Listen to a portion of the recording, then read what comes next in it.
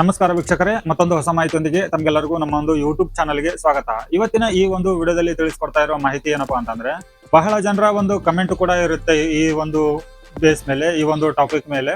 So ಅದಕ್ಕಾಗಿ ಈ ಒಂದು ವಿಡಿಯೋನ ಮಾಡ್ತಾ ಇದ್ದೀನಿ. ಏನಪ್ಪಾ ಅದು ಅಂತಂದ್ರೆ, ನಮ್ಮ ಹತ್ರ ಜನನ ಪ್ರಮಾಣ ಪತ್ರ ಇತ್ತು ಅಥವಾ ಡೆತ್ ಸರ್ಟಿಫಿಕೇಟ್ ಇತ್ತು. ಈ ಎರಡು ಡೆತ್ ಸರ್ಟಿಫಿಕೇಟ್ಗಳ ನಮ್ಮ ಹತ್ರ ಕಾಪಿ ಇದೆ, ಆದ್ರೆ ಒರಿಜಿನಲ್ ಇಲ್ಲ. ನಾವು ಕೆಲವೊಂದು ಕಡೆ ಆಧಾರ್ ತಿದ್ದುಪಡಿ ಮಾಡೋದಕ್ಕಾಗ್ಲಿ ಅಥವಾ ಇನ್ನು ಕೆಲವೊಂದು ಕಡೆ ಅಪ್ಲಿಕೇಶನ್ ಹಾಕೋದಕ್ಕಾಗ್ಲಿ ಒರಿಜಿನಲ್ ಡಾಕ್ಯುಮೆಂಟ್ ಅನ್ನ ಕೇಳ್ತಾ ಇದ್ದಾರೆ. ಸೊ ಅದಕ್ಕಾಗಿ ನಾವು ಯಾವ ರೀತಿ ಒರಿಜಿನಲ್ ಡಾಕ್ಯುಮೆಂಟ್ ಅನ್ನ ಅಥವಾ ಒರಿಜಿನಲ್ ಡೆತ್ ಸರ್ಟಿಫಿಕೇಟ್ ಆಗಿರ್ಬೋದು ಅಥವಾ ಬರ್ತ್ ಸರ್ಟಿಫಿಕೇಟ್ ಆಗಿರ್ಬೋದು ಅದನ್ನ ಡೌನ್ಲೋಡ್ ಮಾಡೋದು ಹೇಗೆ ಅಂತ ಹೇಳಿ ತಿಳಿಸ್ಕೊಡಿ ಅಂತ ಹೇಳಿ ಕೇಳ್ತಾ ಇದ್ರು. ಸೊ ಇಲ್ಲಿ ಈ ಒಂದು ವಿಡಿಯೋದಲ್ಲಿ ತಿಳಿಸ್ಕೊಡ್ತಾ ಇರೋ ಮಾಹಿತಿ ಏನಿದೆ ಅಂತಂದ್ರೆ ಬಹಳ ಇನ್ಫಾರ್ಮೇಟಿವ್ ಆಗಿರುತ್ತೆ. ಸೊ ಇಲ್ಲಿ ನೀವು ಬೇಸಿಕ್ ಇನ್ಫಾರ್ಮೇಶನ್ ಅನ್ನ ಮೊದಲು ತಿಳ್ಕೊಬೇಕಾಗತ್ತೆ. ಸೊ ಇವಾಗ ನಿಮ್ಮ ಹತ್ರ 3 ರೀತಿಯ ಬರ್ತ್ ಸರ್ಟಿಫಿಕೇಟ್ ಇರುತ್ತೆ ಅಂತ ಅನ್ಕೊಳ್ಳಿ. ಮೊದಲು ಹ್ಯಾಂಡ್ ರೈಟಿಂಗ್ ಇಂದ ಬರಿತಾ ಇದ್ರು ಬರ್ತ್ ಸರ್ಟಿಫಿಕೇಟ್ ಅನ್ನ. ನೀವು ಯಾವ ಹಾಸ್ಪಿಟಲ್ ನಲ್ಲಿ ಹುಟ್ಟಿದ್ರಿ, ಯಾವ ಸಮಯಕ್ಕೆ ಹುಟ್ಟಿದ್ರಿ, ಯಾವ ಒಂದು ಅಡ್ರೆಸ್ ನಲ್ಲಿ ಹುಟ್ಟಿದ್ರಿ ಅಂತ ಹೇಳಿ. ಆದ್ರೆ ಕೆಲವು ವರ್ಷಗಳ ನಂತರ ಅದು ನಿಮ್ಮ ಒಂದು ಬರ್ತ್ ಸರ್ಟಿಫಿಕೇಟ್ ಕಂಪ್ಯೂಟರೈಸ್ಡ್ ಆಗುತ್ತೆ, ಆದ್ರೆ ಡಿಜಿಟಲಿ ಆಗೋದಿರೋದಿಲ್ಲ. ಕಂಪ್ಯೂಟರೈಸ್ಡ್ ಆಗಿದ್ರೆ ಅದರಲ್ಲಿ QR ಕೋಡ್ ಇರೋದಿಲ್ಲ. ಸೊ ಅಂತ ಒಂದು ಸರ್ಟಿಫಿಕೇಟ್ ಅನ್ನ ಕೂಡ ನೀವು ಆನ್ಲೈನ್ ಇಂದ ಡೌನ್ಲೋಡ್ ಮಾಡ್ಲಿಕ್ಕೆ ಆಗೋದಿಲ್ಲ. ಸೊ ಇನ್ನ ಡೌನ್ಲೋಡ್ ಮಾಡ್ಲಿಕ್ಕೆ ಯಾವ ಸರ್ಟಿಫಿಕೇಟ್ ಇದ್ರೆ ಅಥವಾ ಯಾವ ಸರ್ಟಿಫಿಕೇಟ್ ಅನ್ನ ನೀವು ಆನ್ಲೈನ್ ಇಂದ ಡೌನ್ಲೋಡ್ ಮಾಡ್ಕೋಬೇಕು ಅಂತಂದ್ರೆ, ನಿಮ್ಮ ಹತ್ರ ಬರ್ತ್ ಸರ್ಟಿಫಿಕೇಟ್ಗೆ ನೀವು ರಿಜಿಸ್ಟ್ರೇಷನ್ ಮಾಡ್ಕೊಂಡಿರ್ಬೇಕಾಗಿರುತ್ತೆ ಡಿಜಿಟಲಿ. ಸೊ ಡಿಜಿಟಲಿ ರಿಜಿಸ್ಟ್ರೇಷನ್ ಮಾಡ್ಕೊಂಡಿರುವಂತ ಒಂದು ಸರ್ಟಿಫಿಕೇಟ್ ನಲ್ಲಿ QR ಕೋಡ್ ಇರುತ್ತೆ.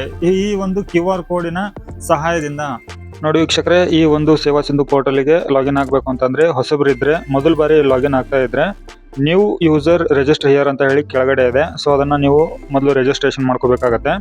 ರಿಜಿಸ್ಟರ್ ಮಾಡ್ಕೊಂಡ ನಂತರ ನಿಮಗೆ ಯೂಸರ್ ನೇಮು ಪಾಸ್ವರ್ಡ್ ಸಿಗುತ್ತೆ. ಆ ಒಂದು ಯೂಸರ್ ನೇಮ್ ಪಾಸ್ವರ್ಡ್ ಅನ್ನ ಹಾಕಿಬಿಟ್ಟು ನೀವಿಲ್ಲಿ ಲಾಗಿನ್ ಮಾಡ್ಕೋಬೇಕಾಗತ್ತೆ. ಸೊ ಇವಾಗ ನಾನು ಆಲ್ರೆಡಿ ರಿಜಿಸ್ಟ್ರೇಷನ್ ಮಾಡ್ಕೊಂಡಿರೋದ್ರಿಂದ ನನ್ನ ಹತ್ರ ಯೂಸರ್ ನೇಮು ಪಾಸ್ವರ್ಡು ಇದೆ.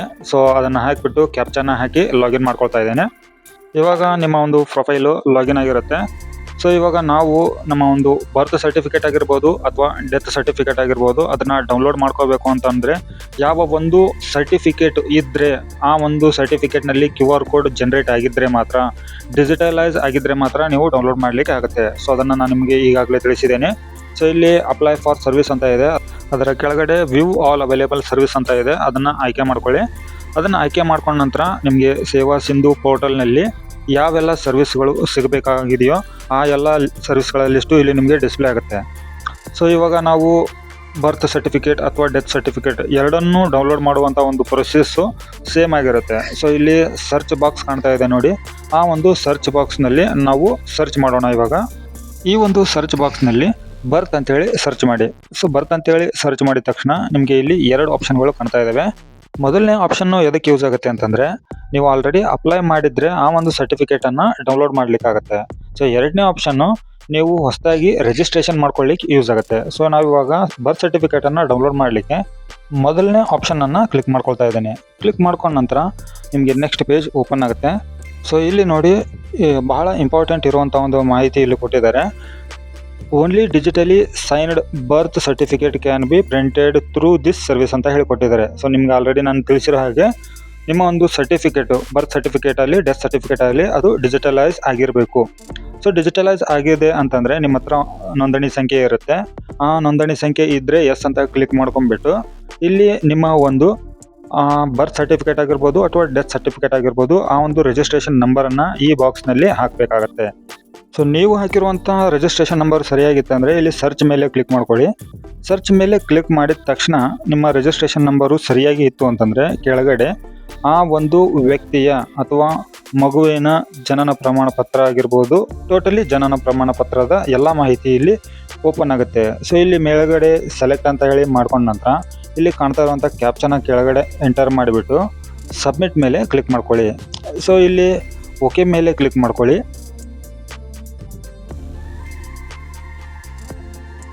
ನೆಕ್ಸ್ಟು ನಿಮ್ಮ ಒಂದು ಡ್ರಾಫ್ಟ್ ಕಾಪಿ ಓಪನ್ ಆಗುತ್ತೆ. ಸೊ ನೋಡಿ, ಇಲ್ಲಿ ಡ್ರಾಫ್ಟ್ ವ್ಯೂ ಓಪನ್ ಆಗುತ್ತೆ. ಇಲ್ಲಿ ನಿಮಗೆ ಒಂದು ರೆಫರೆನ್ಸ್ ನಂಬರ್ ಕೂಡ ಸಿಗುತ್ತೆ. ಆ ಒಂದು ರೆಫರೆನ್ಸ್ ನಂಬರನ್ನು ಸೇವ್ ಮಾಡಿ ಇಟ್ಕೊಳ್ಳಿ. ನಂತರ ಇಲ್ಲಿ ಮೇಕ್ ಪೇಮೆಂಟ್ ಮೇಲೆ ಕ್ಲಿಕ್ ಮಾಡ್ತಾ ಇದ್ದೀನಿ. ಇಲ್ಲಿ ನಿಮ್ಮ ಒಂದು ಜನನ ಪ್ರಮಾಣ ಪತ್ರವನ್ನು ಆನ್ಲೈನ್ ಮುಖಾಂತರ ಡೌನ್ಲೋಡ್ ಮಾಡ್ಕೋಬೇಕು ಅಂತಂದರೆ ಇಲ್ಲಿ ನೀವು ಪೇಮೆಂಟನ್ನು ಮಾಡಬೇಕಾಗತ್ತೆ. ಸೊ Paytm ಆಪ್ಷನನ್ನು ಯೂಸ್ ಮಾಡ್ತಾ ಇದ್ದೀನಿ ನಾನು ಇಲ್ಲಿ ಪೇಮೆಂಟನ್ನು ಮಾಡಲಿಕ್ಕೆ. ಸೊ ಇಲ್ಲಿ ಪೇಮೆಂಟು 50 ರೂಪಾಯಿಯನ್ನು ನೀವು ಆನ್ಲೈನ್ ಮುಖಾಂತರ ಪೇಮೆಂಟನ್ನು ಮಾಡಬೇಕಾಗತ್ತೆ. ಮೊದಲು ಇದು ₹5 ಮಾತ್ರನೇ ನೀವು ಪೇಮೆಂಟ್ ಮಾಡುವಂಥ ಒಂದು ಪ್ರೊಸೆಸ್ ಇತ್ತು. ಇವಾಗ ಅಪ್ಡೇಟ್ ಆಗಿದೆ. ಅಪ್ಡೇಟ್ ಆಗಿರುವಂಥ ಒಂದು ಪ್ರೊಸೆಸ್ಸನ್ನು ನಾವು ಇವಾಗ ಕಂಪ್ಲೀಟ್ ಮಾಡೋಣ.